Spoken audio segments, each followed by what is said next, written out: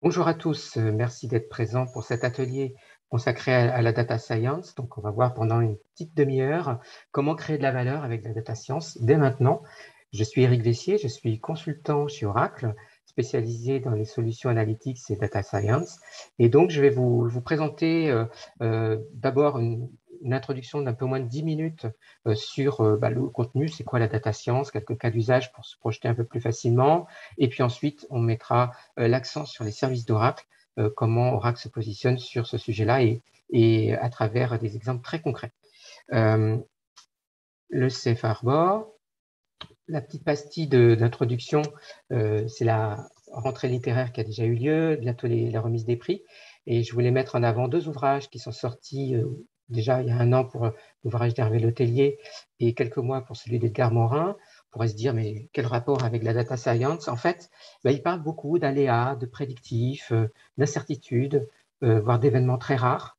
Et donc, finalement, on n'est pas très loin de la data science à travers leurs ouvrages, même s'ils ne le citent pas en tant que tel, mais la terminologie qui reviennent finalement nous font penser au sujet d'aujourd'hui. Et puis dans l'ouvrage d'Hervé Letellier, il cite Oracle, donc ce qui est relativement rare dans la littérature. Donc je voulais afficher ce petit clin d'œil pour commencer ma présentation. Alors, pour entrer dans le vif du sujet, voilà les résultats d'une étude que vous voyez à l'écran, une étude donc, qui porte sur l'importance de l'analytique et de l'intelligence artificielle en entreprise. Et ce que montre en fait cette étude, c'est que c'est déjà acquis du fait qu'on ne peut pas se contenter aujourd'hui d'avoir une information qui nous explique juste l'état des lieux. On veut avoir une information qui nous explique pourquoi et qui nous facilite justement l'explication. On est toujours dans l'aide à la décision, on l'est encore plus. Et ce sont des choses en fait qui sont bien identifiées. C'est pas un nice to have, c'est vraiment une priorité pour la très grande majorité des décideurs. Alors, ce sont des études qui ont été menées au niveau de l'international, mais c'est valable aussi pour la France. Puis ce qui est intéressant, c'est que c'est pas la data science ou l'intelligence artificielle isolée qui permettent ça. C'est bien la combinaison de plusieurs technologies autour de l'analytics, de l'intelligence artificielle et aussi de l'approche data-driven en entreprise et d'autres technologies combinées.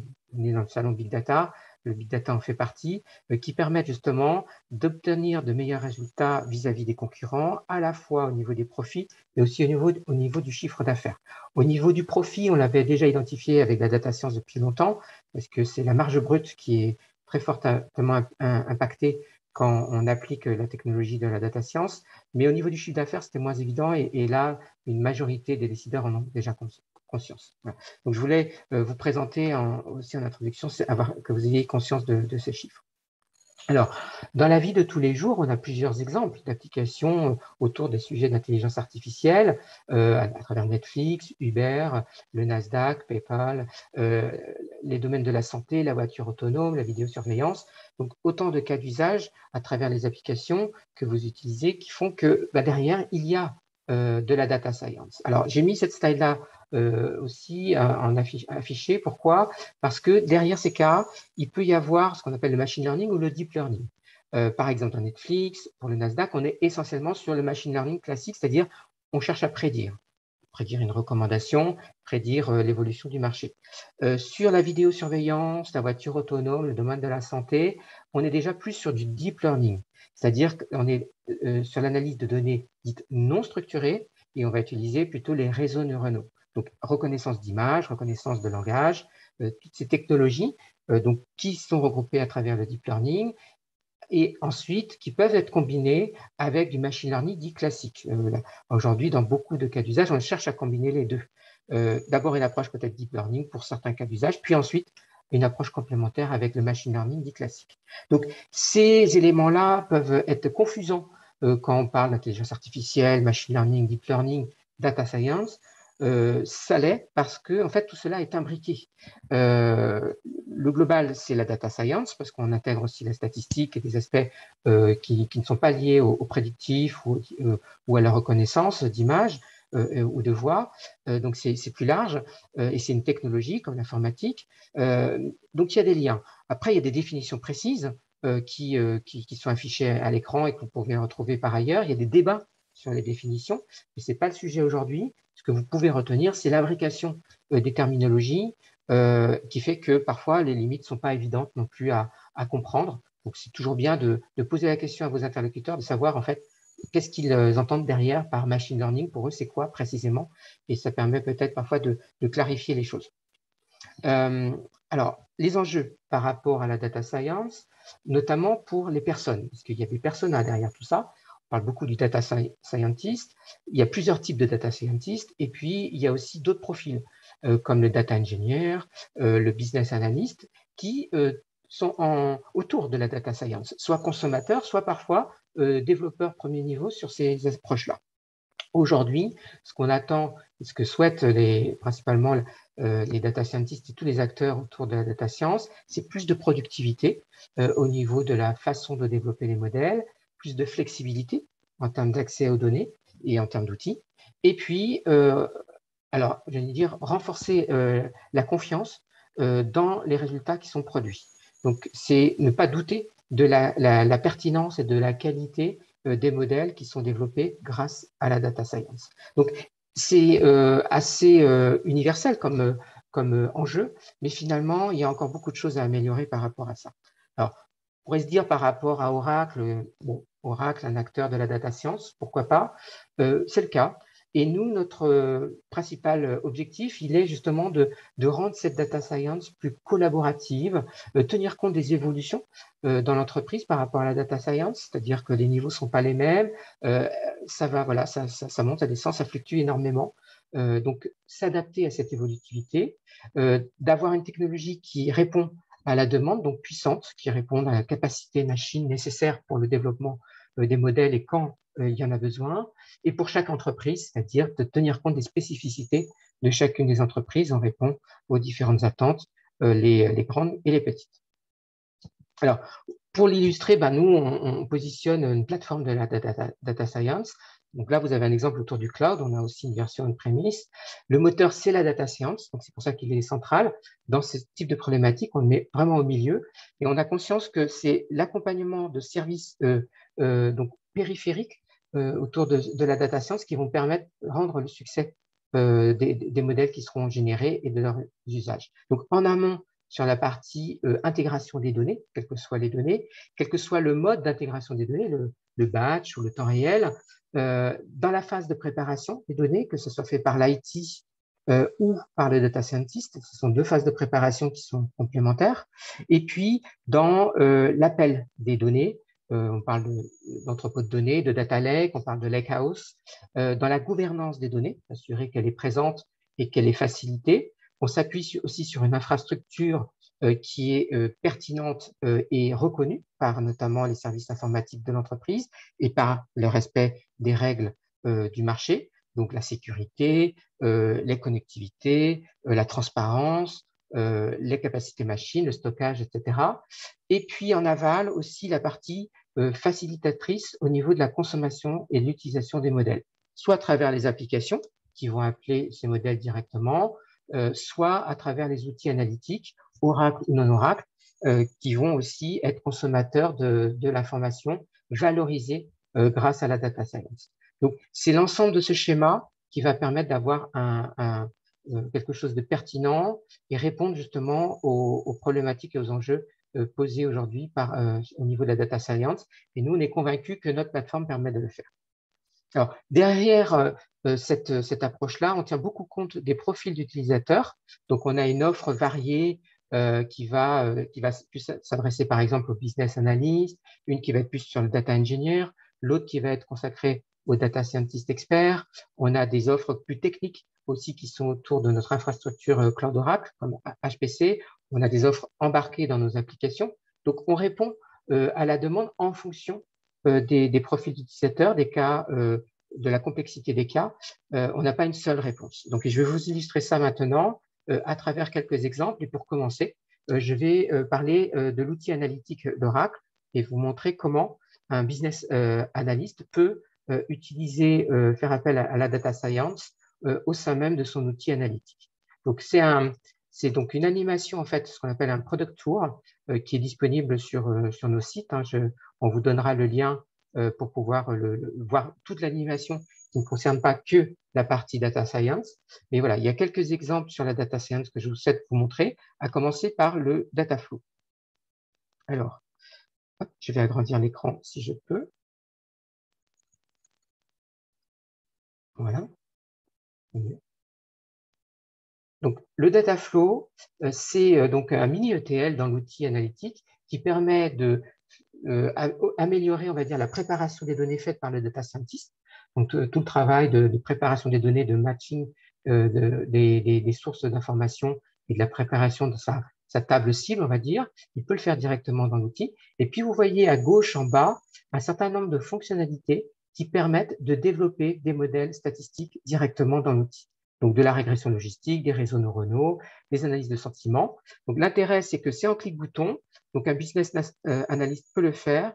Il y a quelques options. Tout n'est pas disponible. Donc, pour aller plus loin, on ne va pas conseiller ce type d'outil, mais ça permet quand même de faire le job.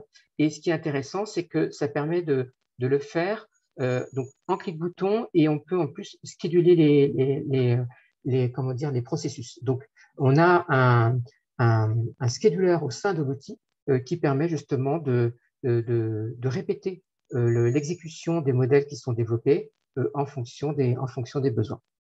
Donc ça, c'est le premier exemple que je souhaitais vous montrer donc à travers, je reviens sur la présentation, à travers donc l'outil analytique. Le deuxième exemple, c'est la fonction explain. La fonction explain, c'est quand, par exemple, vous cherchez à expliquer un phénomène.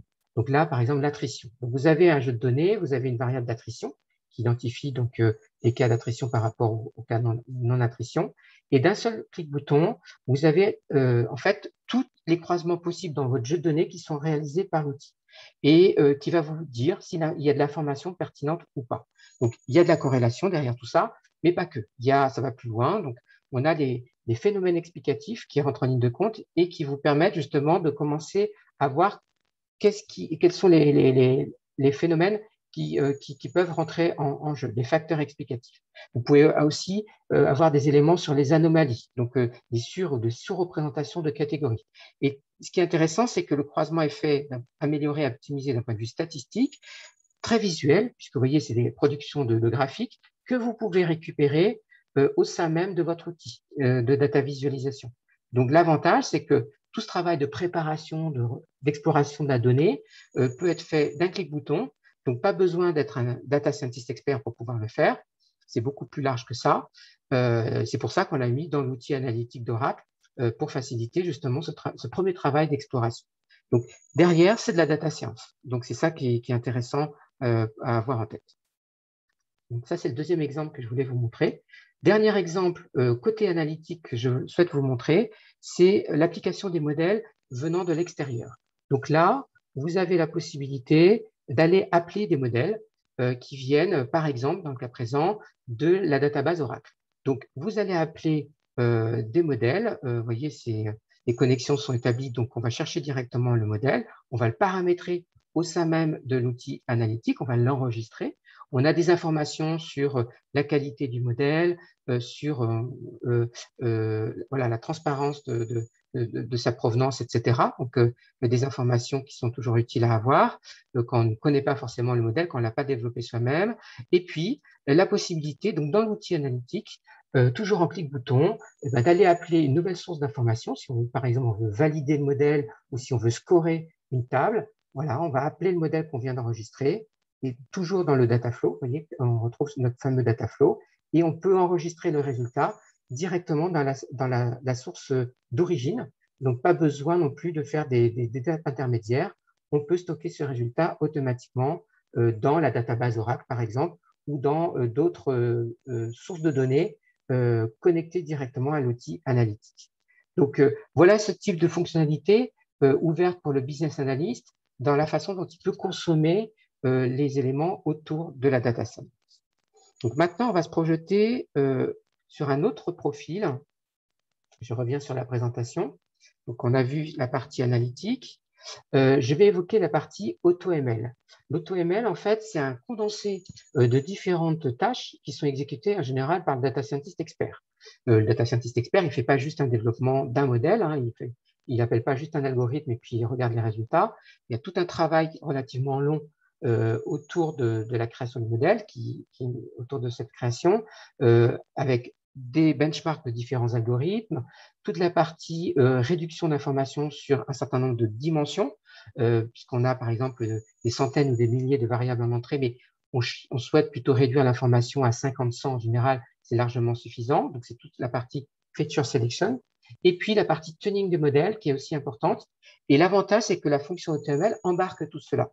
Donc, l'intérêt, c'est que pour un data scientist qui n'a pas beaucoup de temps ou pour un profil comme un data engineer, par exemple, qui souhaite obtenir ce type de résultat sans rentrer sans lever le capot et regarder tous les paramètres, il existe aujourd'hui ce type de façon de travailler qui va faciliter la productivité.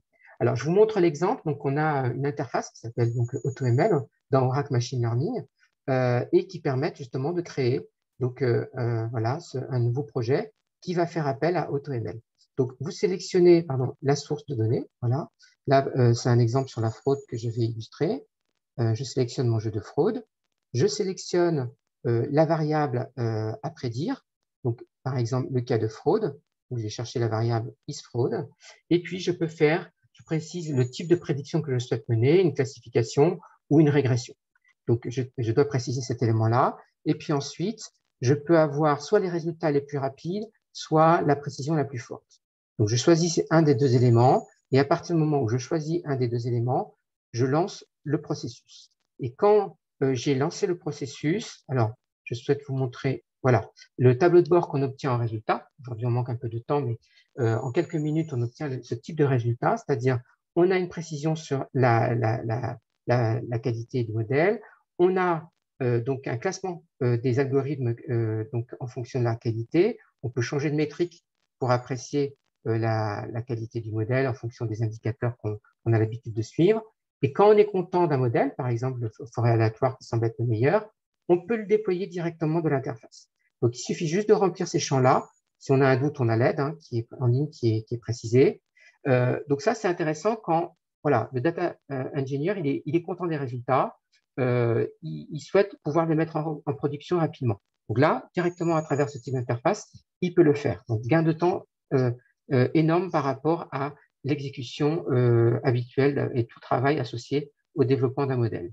Et puis, s'il a un doute ou s'il souhaite partager ce travail avec le data scientist expert, à ce moment-là, il peut créer un notebook directement ici pour récupérer le code associé donc au développement du modèle façon AutoML. Donc, avec les différentes étapes, ce qui va permettre justement peut-être de modifier certaines options ou certains éléments que le data scientist expert, lui, est en capacité de faire. Donc, un travail collaboratif aussi entre le data engineer et le data scientist, entre le code et le non-code à travers donc, une interface et puis la récupération sous forme de notebook. Là, vous voyez, c'est du code Python. Donc, on voit un exemple donc, de développement et d'utilisation de cette fonction AutoML pour ce type de profil. Alors, le data scientist expert, il peut aussi se dire, moi, ce qui m'intéresse, c'est de travailler comme je travaille habituellement. Et pour ce faire, on a une autre interface qui s'appelle OCI Data Science, qui reproduit en fait un Jupyter Notebook et avec du Python. Donc ça, c'est l'environnement, on va dire, classique data scientist expert. Donc il va se retrouver avec des environnements Conda qu'il peut appeler en fonction de ses besoins, du CPU, du GPU, différentes versions voilà, de Python, tout est documenté.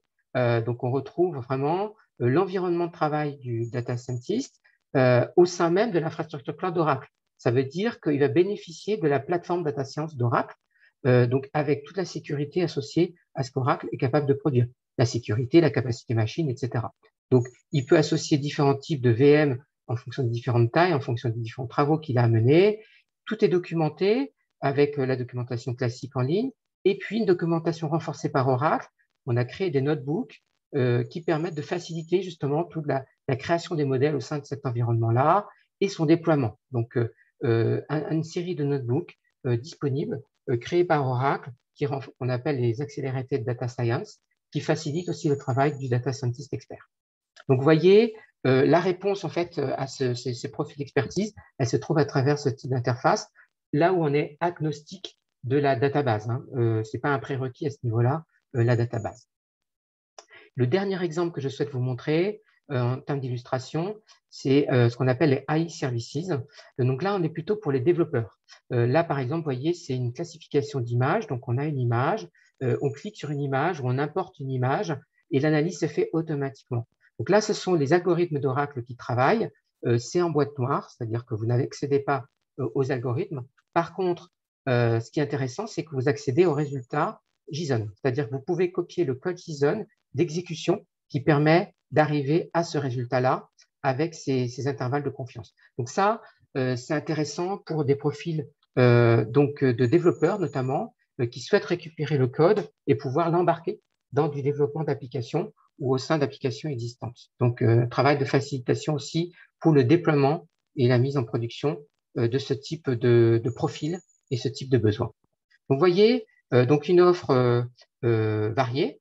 Je reviens sur ma présentation pour vous donner quelques informations de conclusion. Une offre variée donc en fonction des profils, en fonction des besoins. On a vu aussi Data Science, AI Services, donc le dernier né, donc avec l'analyse d'image, on a la même chose sur le langage, on a la même chose aussi sur la partie analyse de détection, détection d'anomalies, pardon. On va avoir du Next Best Action aussi qui va arriver, donc pour faciliter le déploiement dans les applications. On est là, bien sûr, pour vous aider au niveau de la réflexion sur l'architecture à mettre en place. Les équipes Oracle sont variées. Vous avez différents acteurs et collaborateurs qui interviennent sur chacun des comptes par industrie, en France, bien sûr, et complétés par des équipes d'experts en fonction des besoins. On a même l'accompagnement facilité pour le déploiement dans le cloud Oracle avec des équipes dédiées et avec du consulting gratuit jusqu'à un certain montant.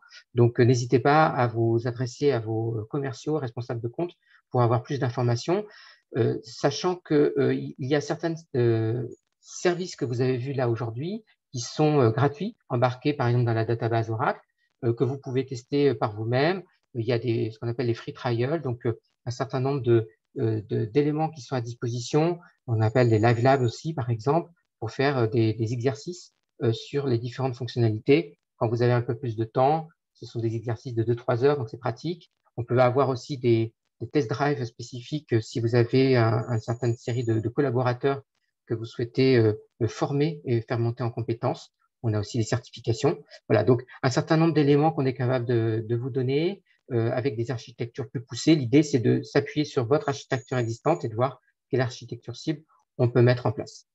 On a des références. Là, vous voyez à l'écran les références autour de ce qu'on appelle le High Performance Computing, avec la simulation de tests de crash, la recherche et le développement, l'animation et l'animation 3D. Donc, voilà, avec l'utilisation notamment pas mal de GPU dans ces différents cas d'usage-là. Donc, un certain nombre de références publiques, de témoignages de nos clients. Donc, n'hésitez pas à nous solliciter.